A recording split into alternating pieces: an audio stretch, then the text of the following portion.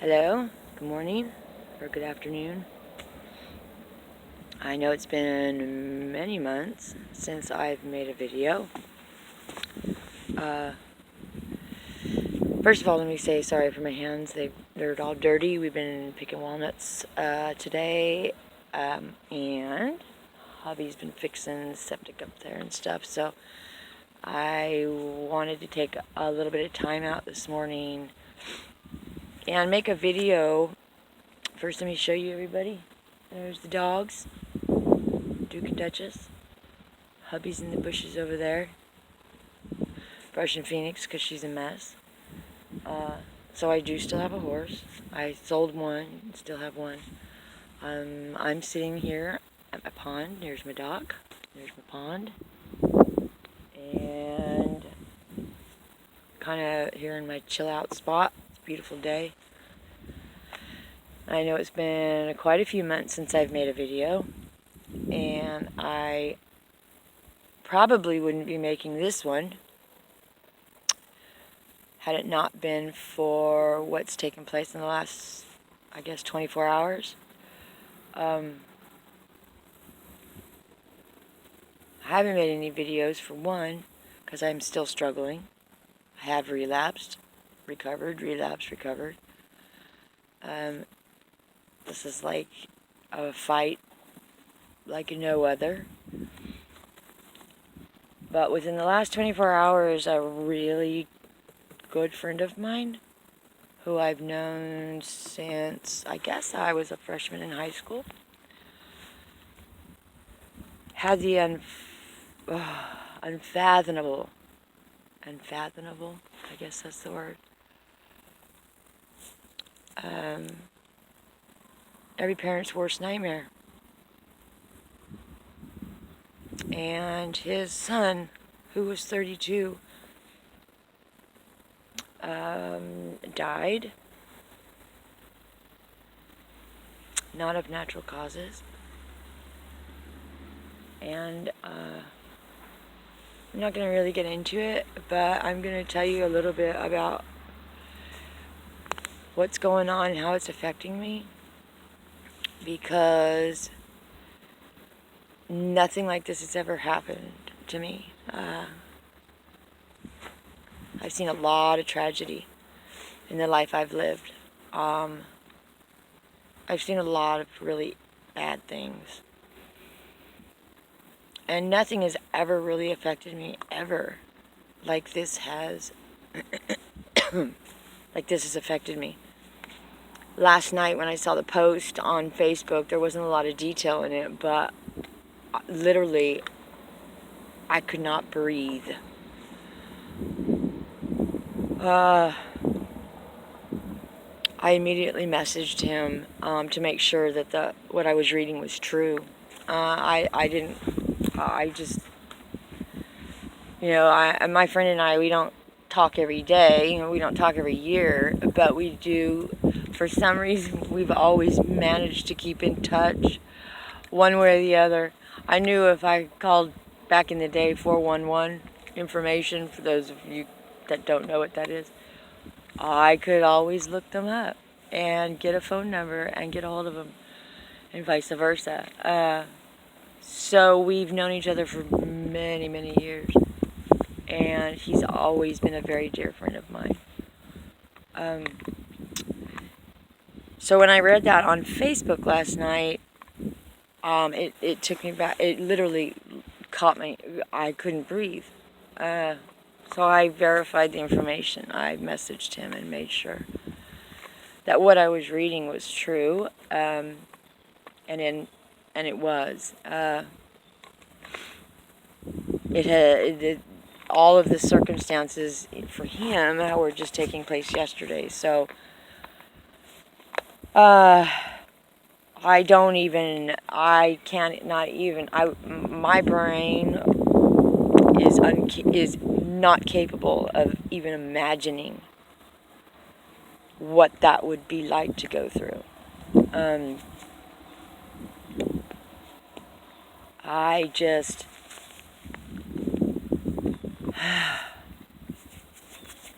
did talk to him for a little bit last night, He called me this morning, and I heard a pain and a sorrow in his voice that I've never heard in my life.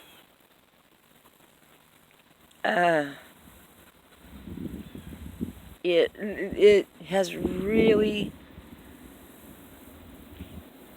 I am not capable of putting into words like how deep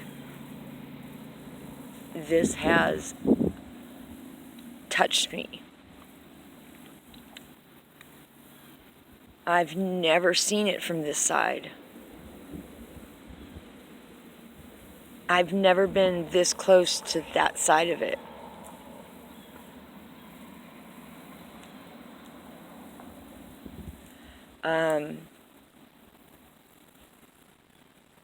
I've always said that this addiction actually, I'm not going to take credit for this, but a friend of mine, a different friend of mine once said that being an addict is a very selfish thing. You're, you know, and you'll have to define that yourself, because I don't know how, but it's true. As an addict, you are selfish. You are only concerned with relieving your own issues, feelings, whatever it may be, that whatever the reason is that you became an addict in the first place, whether you know what they are or not. In my case, I do not know why it all started, but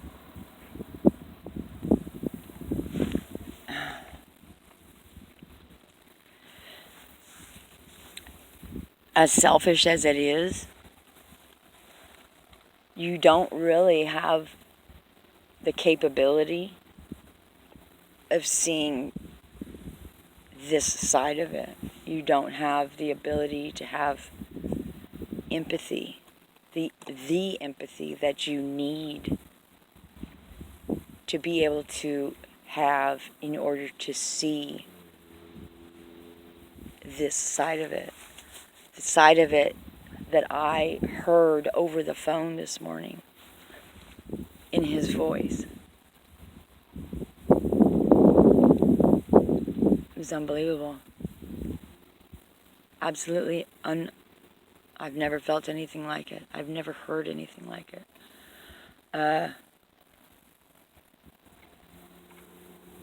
I can only imagine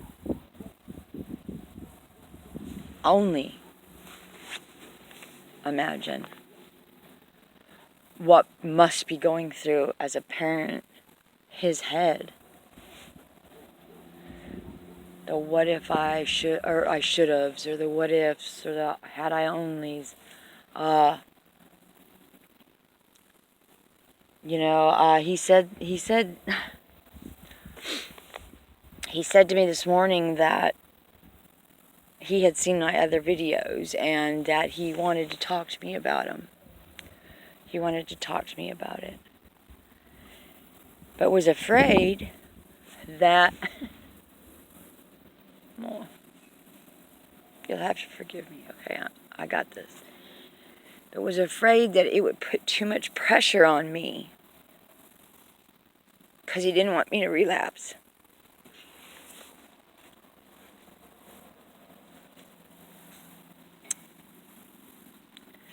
I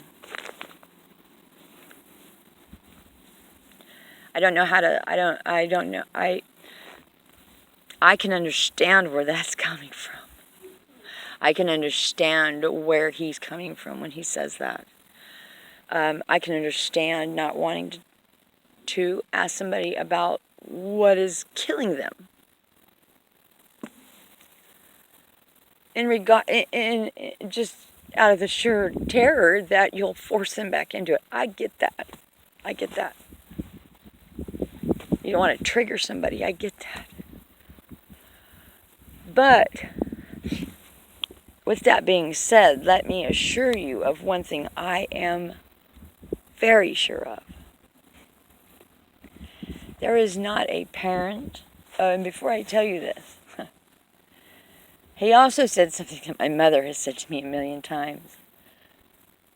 All he ever wanted to do was just scoop him up in his arms, wrap his arms around him, and protect him from all the bad. My mom has said that to me a million times. And let me assure you, I want to assure you, that not a parent, a husband, a wife, not a child, not jail, not a court, nothing, nobody, no institution, nothing is going to stop you from being an addict, but the addict. Wanting what's best for the addict is about as good as it gets for the person who's not the addict. Wanting them to feel better, to get better, to be better, to do better, that's about as good as it's going to get for the people in the addict's life. That's about as good as it's going to get for you. You will not ever be able to fix an addict. Only the addict can fix the addict. And as an addict, I don't know how to do that. The last few months, I have struggled. I have relapsed. I have got better. I have relapsed again. I actually went to some meetings in person.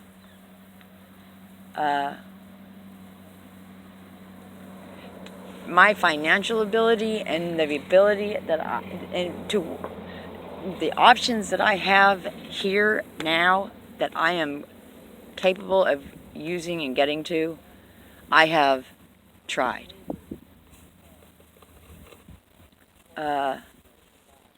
Maybe I haven't tried hard enough.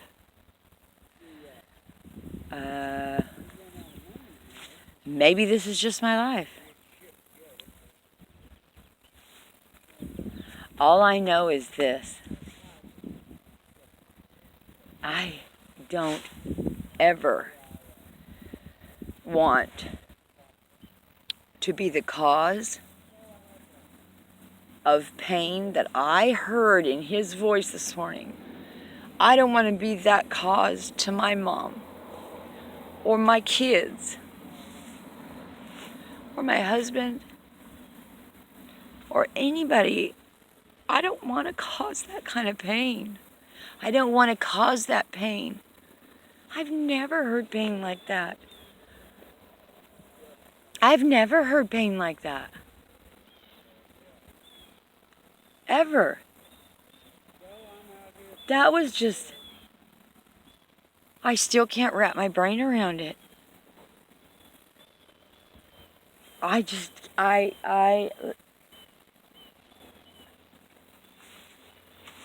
don't know what I'm going to do. This is straight up no shit, no bullshit. This is it. No hold barred. Okay? No hold, whatever you say. This is it. I do not know what I'm going to do. I don't know how I'm going to fix this. I don't know what this is it. I feel like I'm at the jumping off point. I don't want to be the cause of pain like that to my family, to my loved ones.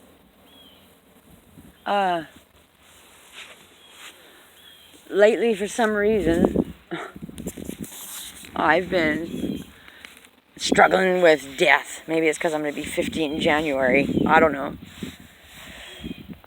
And I'm really scared because here my mom, my beautiful mother, oh my God, my beautiful mother is in her 70s. Just got back from hiking up in the mountains, kayaking, biking, still working. Her second job, she's getting ready to retire from her second job. I can't even get a job. I'm already on heart medication, thyroid medication, depressant medication. I can't walk from here to the into the driveway without running out of breath. I sweat more than my horse does when I work her. And I'm not even 50 yet. I'll be 50 in January. So death to me right now is a real thing. I do not want to leave this world with my memory, people's memory of me as a fucking crackhead or a dopehead or a tweaker or any of that. I don't want to leave this world like that. If I left this world tomorrow, that's exactly what I would leave it as. What is my mom going to say to people? Oh, Kim, yeah, I loved her so much. Too bad she was such a fuck up. What are my kids going to say? Oh, my mom, yeah, she wasn't my hero, but she certainly told us or she showed us exactly what we shouldn't do. My husband, bless his heart. Oh yeah, my wife. That's my second wife to die of fucking dope. Cause yeah, my husband's first wife, or his other wife, died in jail, detoxing from heroin. So I am throwing my arms up. I'm throwing in the towel. I surrender. I give up. I don't know what to do. I'm at a loss. I'm terrified. I am absolutely terrified. My heart breaks so badly for my friend and his family and his son.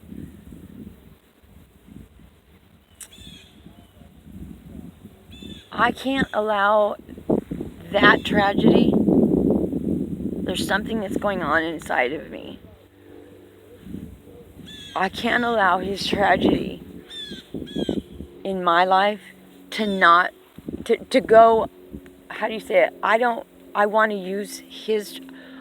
want his son's death to be in vain. I guess. I don't know how you say it. I don't even know how to say this. I want to get better to honor his son. I want to make him feel better. I want to make him feel better. I don't want to screw up anymore. I don't want my mom to hurt. I don't want my kids to hurt. I don't want my husband to hurt, my friends. I'm so tired of hurting people. I just don't know what to do. I don't know what to do. So, I am making this video on my dock, drinking a cold beer, trying to figure shit out again.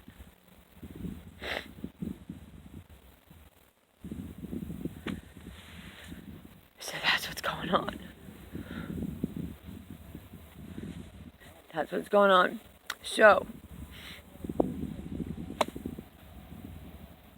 that's it, I guess. That's where I'm at. I don't know what I'm going to do. I don't know where I'm going to go from here. I don't know how I'm going to fix it. No ideas. So, anyways, that's all I got right now. I promise, whether I like it or not, I promise, swear to God, that I will at least once a week upload some kind of video. Okay, whether I am comfortable or not or whatever, I promise I'll do it for Shawn.